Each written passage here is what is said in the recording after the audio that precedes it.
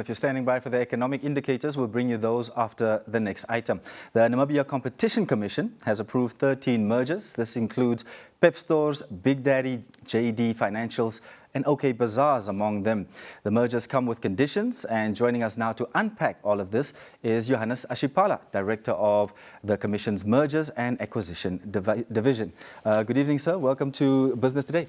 Good evening, and thank you for having us. Indeed. I think just to start the conversation off with, let's talk about the Namibia Competition Commission and what is its role and functions, particularly in terms of mergers and consolidations. Yes, thank you. The role of our division, which is the Division for Mergers and Acquisition, is actually to adjudicate on the transaction that are notified with the Commission. Okay. What it means is that whenever there is a change in control, when one entity wants to buy another entity, they are required by law to notify us so that we can go through those transactions. The objective is basically just to find out whether there are issues that are concern to the economy, and where those concerns are identified, whether we can come up with some remedies to address those. Okay. So what are these considerations in terms of whether a proposed merger is in the best for the public interest and for the Namibian economy? Okay, usually what we look at is, our responsibility is to ensure that there is fair market. There is fair competition in the market. And therefore, when we analyze, we are actually looking at the current status of that transaction. Let's say in this case, the transaction that we are talking about, what is the position of those entities currently in the market? Are they dominant? Are they there is fairly equal competition in the market? Or there are issues that are currently there that we are observing? And then what we then look at is to say, okay, when these two entities comes together, how the market will look like. Are they likely to be dominant? Are they likely to have power that they currently do not have? Which power they can then perhaps abuse? Or what is likely to happen?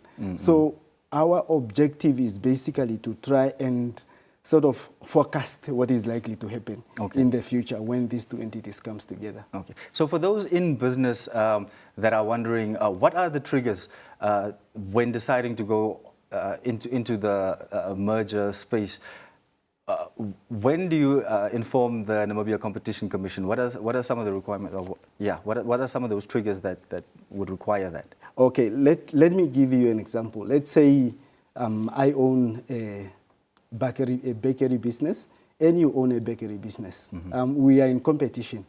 So let's, for argument's sake, assume you want to buy my bakery business. What it means is that there will be change in control from me to you. So that is the first thing that they need to consider. Is the change in control in this business. Once there is change in control, there is a second condition that one needs to look at, and that is the threshold. Does this meet the threshold for this transaction to be notified to the Commission? So what we then look at is, for the entity that is being bought, either the turnover of the assets need at least to be 15 million for you to notify that transaction to the Commission. And then when it comes to the two business together, we are again looking at either the turnover or the assets of the two entities combined. Are they equal to 30 million Namibian dollars? It's those three conditions actually that we look at. So the current impact on the market, and then what's likely to happen once they join. So we mentioned some of the companies that are involved in some of these 13 mergers. One of them is Pep Stores, which acquired, I think, both OK Bazaar as well as Big Daddy Clothing. Now, especially in that last one, Big Daddy Clothing, owned by a family business operating 24 stores locally. What were the concerns, or were there any concerns about market dominance or reduced competition, especially in the affordable clothing retail space? You have mentioned the sort of rules and the stuff that you look at. When it comes to this case, can you maybe just elaborate on the specifics there? Yes, when you look at these transactions, they come across as two. But in our case, we looked at them as one. Why?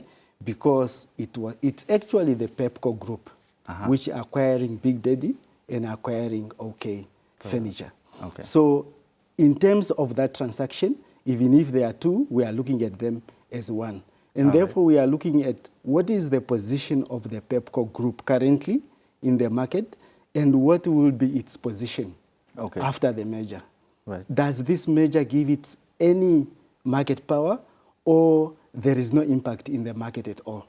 So our findings are that currently Pepco group is already dominant. And therefore, this transaction will actually just strengthen that dominant position that they already have. Right. Okay. Now, when that happens, the question that you then ask is to say, okay, what does the strengthening of dominance mean? It means that it actually gives you power.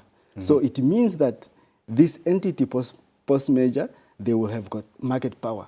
Right. The next question is so you're not just looking at the internal space, you're also looking at how they're competing outside. Right? Yes. Then it means that they will have market power. What can they do with market power?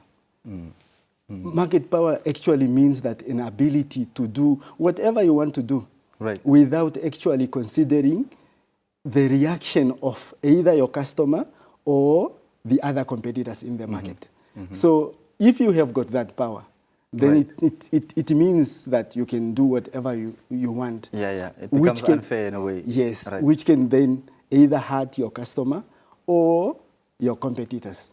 So at the end of the day, it means that the consumers do not have any other choice but to buy from you.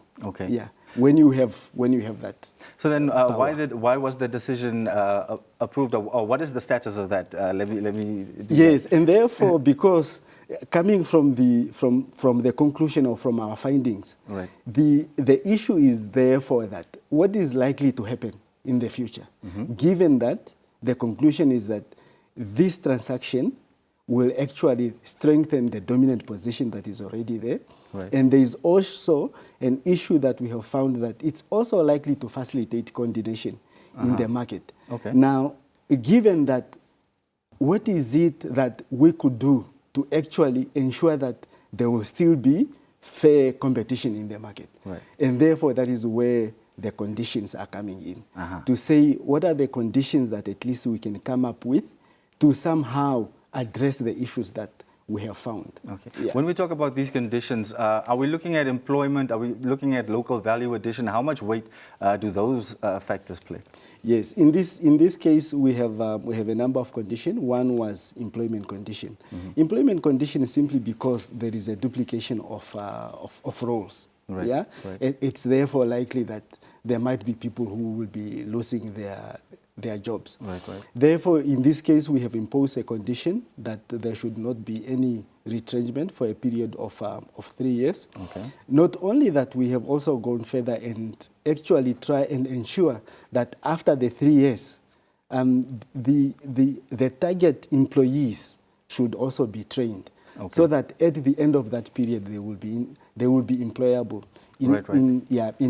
And promotionable. Yes, yes, definitely. That's a word. Definitely, So overall, since the NACC's establishment, what impact have you found that these mergers have had on local businesses, entrepreneurs who may be competing in the same sectors? Is merging an overall a good idea? Is it not something that you can just say black and white?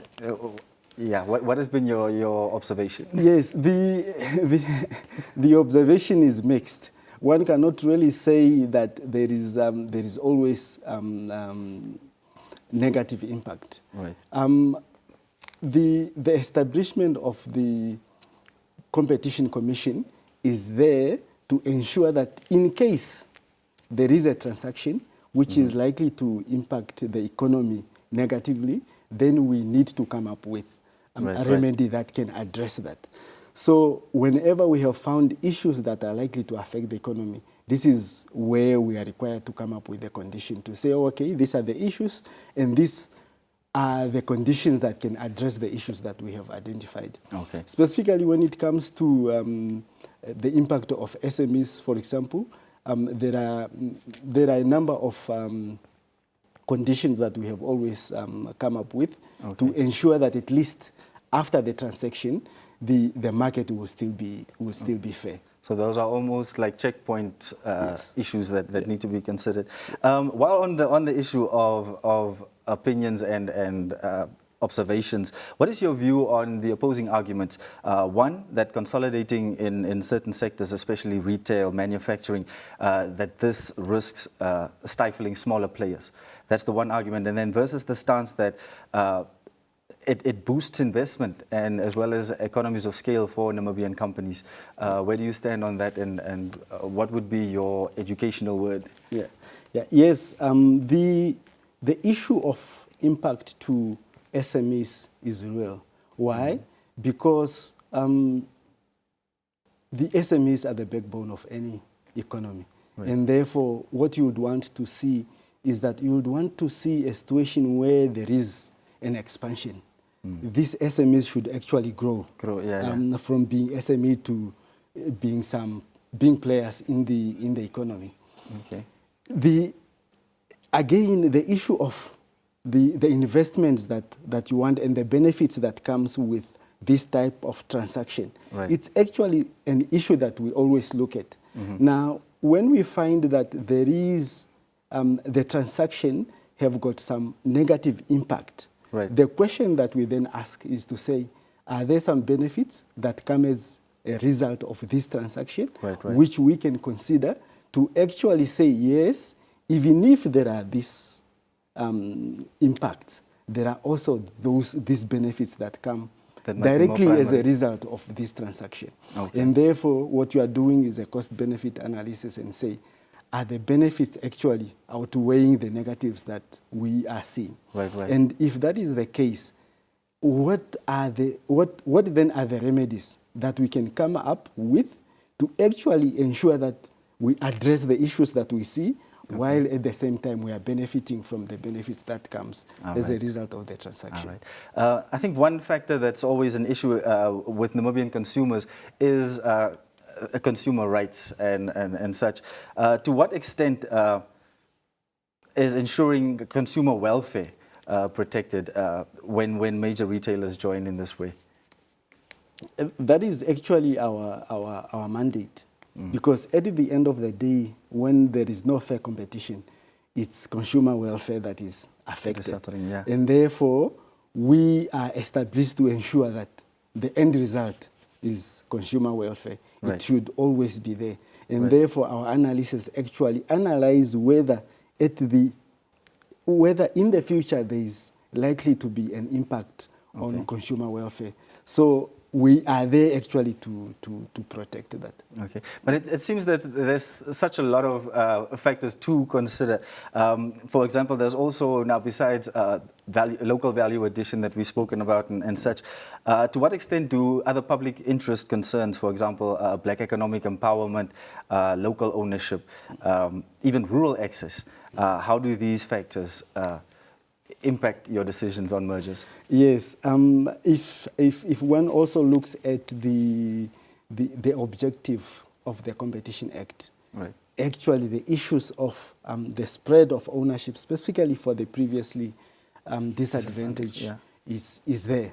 Okay. Yeah. So those are some of the factors that we look at. Those are some of the checklist that is there for us to ensure that at least when this transaction happens, is it going to affect those who are previously disadvantaged? Is it going to affect a specific sector? Is it going to affect a specific region? If it's going to affect a specific region or a specific sector or the previously disadvantaged, what is it that could be done? What are the remedies that we can come up, at least to ensure that that does not happen? Now, therefore, at the end of the day, the decision that we make, we can either approve with condition to actually ensure that we find the remedies for the concerns that we have identified. If there are no remedies, we can say no to the transaction. If indeed there are the negative outweighs the benefits, then and there are no remedies, okay. the decision that we can then take in that instance will be a prohibition. Could you maybe give us an example without being specific as to companies involved or such, but in which cases has the NACC, for example, said this is going to be bad for the economy, this can't happen, under what conditions? Yes, I think the public will remember that in 3 or 4 years ago, there was a transaction involve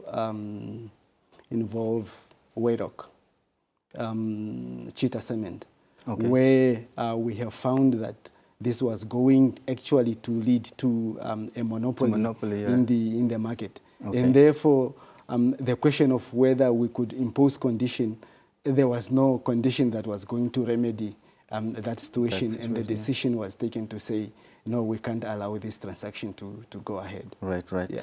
Okay, now obviously then as a regulator, not all of your decisions are going to be favorable or popular. How fair or how transparent would you say the merger review process is? Yeah. And is there provision for the public or for concerned stakeholders to engage with or even to appeal decisions by the Commission? Yes. No, our process is transparent, and we try by all means to ensure that our process are transparent. Today, if you go to our website, you will see the transaction that we are currently busy with. And any member of the public who have got a concern in any of those transactions that we have, they can actually just share their concerns with us. Okay. In this specific transaction that we are talking about, we also had a public conference where the public was invited to share their views and indicate what are the other issues that we could look at as a commission before we make our decision. All right. Now, when it comes to once we have made our decision and who has got the power to ask for a review, right. By that time the public will not have that power. Okay. It will only be the specific parties that are party to the transaction that who will have that power to ask for a review. So public initially, and then from there on, you go into the players themselves. Yeah. All right. Well, Mr. Ashipala, thank you so much for joining us tonight and sharing some of the intricacies of the decisions that you make at the NACC. Thank you. Much appreciated. Indeed. That was Mr. Johannes Ashipala. He's the director of the Namibian Competition Commission's Mergers and Acquisitions Division. He just took us through some of the 13 approved mergers and their conditions made recently. International business news that will follow shortly. Stay with us.